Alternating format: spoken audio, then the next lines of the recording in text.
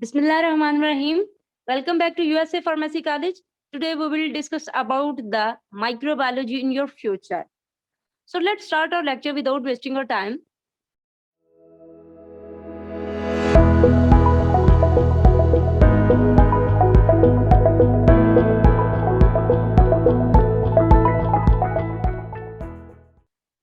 Microbiology in your future. Science dominates the 20th century and microbiology is one of the newer sciences. Science क्या dominates है 20th century का 20वीं सदी का and microbiology is one of the newer science. कहते हैं जो microbiology है वो एक नई साइंस है. Microbiology is dynamic, exploding and revolutionary. इसमें इनकलाब आया है, ये न्यू है, ये डायनामिक है, एक्सप्लोर करती है. The microbiologist has discovered vaccines for the prevention of disease such as smallpox and polio and drugs such as penicillin for the treatment of disease. कहते हैं जो माइक्रोबायोलॉजिस्ट हैं जिन्होंने माइक्रोबायोलॉजी को डिस्कस किया हुआ है, स्टडी किया हुआ है, इसमें मास्टर्स वगैरह किया हुआ है, इसकी स्टडी की हुई है.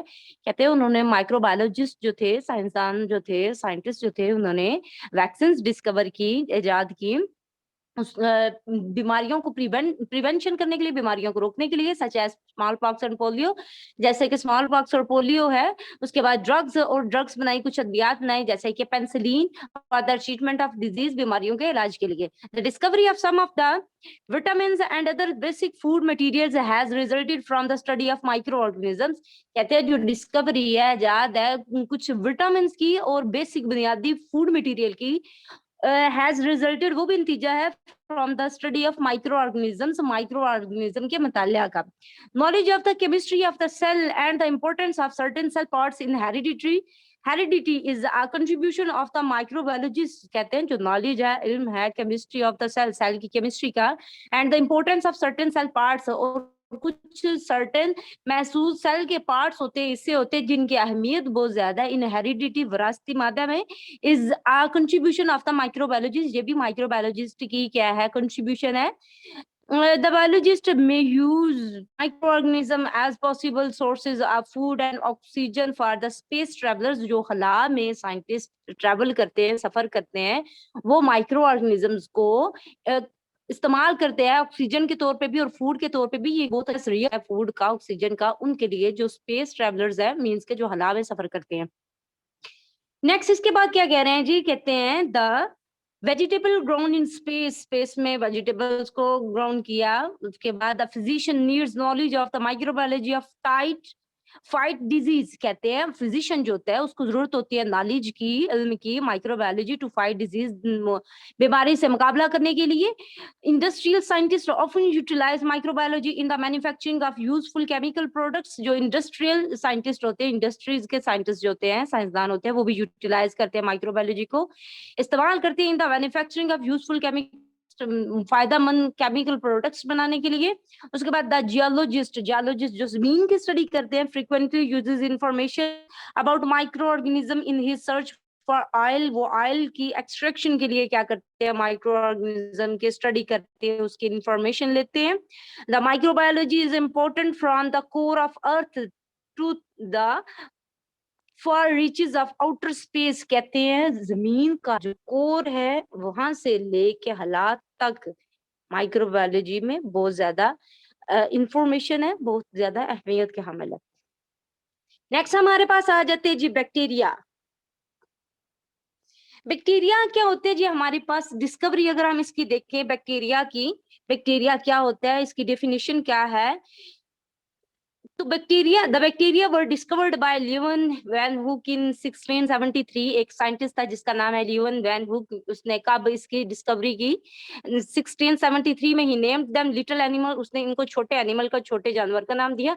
इन 1773 a Danish scientist Friedrich Muller named them bacilli. और 1773 में एक डेनिश साइंटिस्ट था जिसका नाम फ्रेडरिक म्यूलर था, उसने इनको नाम दिया बेसिलाई का. In 1850 French biologist Casimir Davaine named them bacteria. और 1850 में क्या हुआ, एक फ्रांस का बायोलॉजिस्ट था, साइंसदान था जिसका नाम किस्मायर बेवियन नेम्ड था, उसने इसको नाम दिया बैक्टीरिया का फाइनली. सबसे पहले किसने काम किया? लिवन वैन हुक ने किया 1673 में, उसने बैक्टीरिया की डिस्कवरी की। उसके बाद इसको सबसे पहला नाम उसने दिया लिटिल एनिमल का।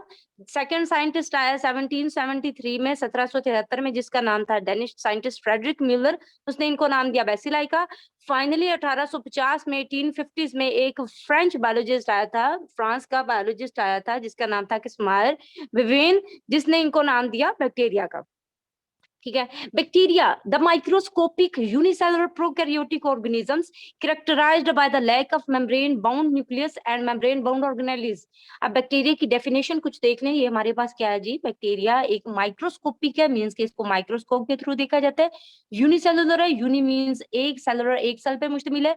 प्रोकैरियोटिक, प्रो मींस पहले, कैरियोटिक मींस के membrane bounded organelle well developed nucleus से पहले। प्रोकैरियोटिक है मींस के इसमें मेम्ब्रेन बाउंड ऑर्गेनेली नहीं है, मेम्ब्रेन बाउंड न्यूक्लियस नहीं है, ऐसा ऑर्गेनिज्म है। और इसके करैक्टर्स हैं ये कि इसमें मेम्ब्रेन बाउंड न्यूक्लियस नहीं है, इसमें मेम्ब्रेन्स बाउंड ऑर्गेनेलीज नहीं है, फ्रीली मूव कर रही होती हैं सेल के अंदर। The bacteria are the descendant of the earliest form of life. ये अर्लीस्ट फॉर्म ऑफ लाइफ का क्या है? डिसेंडेंट है। एंड आर यूनिसेलुलर प्रोकैरियोट्स और simple association of similar cells. ये कहते हैं ये हमारे पास क्या है? यूनिसेलुलर प्रोकैरियोट होता है, एक सेल पे मुश्तमिल है। Simple association of similar sales, similar sales की क्या है? एसोसिएशन है, मिलाप है।